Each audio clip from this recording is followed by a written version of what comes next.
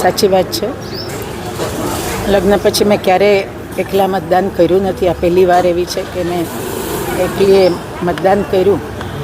પણ સાહેબ મારી સાથે જ રહ્યા છે અને અત્યારે પણ સાથે જ છે.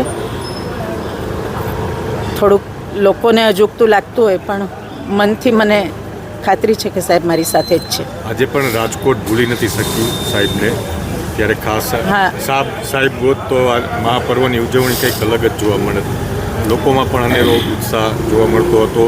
આજે પણ લોકો સાહેબને યાદ કરી રહ્યા છે. શું કહેશો? પ્રચાર દરમિયાન મને વારંવાર આની અનુભૂતિ થઈ છે કે લોકો હજુ પણ લોકોના દિલમાં સાહેબ છે જ અને કાયમ રહેશે.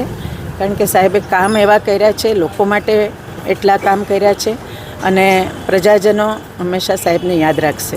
શું કહેશો? 72 સીટ પર ભાજપનું વિજય? 100%, 110% સાહેબ એમ કહેતા એ મને યાદ આવે છે કે 110% ભારતીય જનતા પાર્ટીના 72 કમળ ખીલીને કોર્પોરેશનમાં જશે.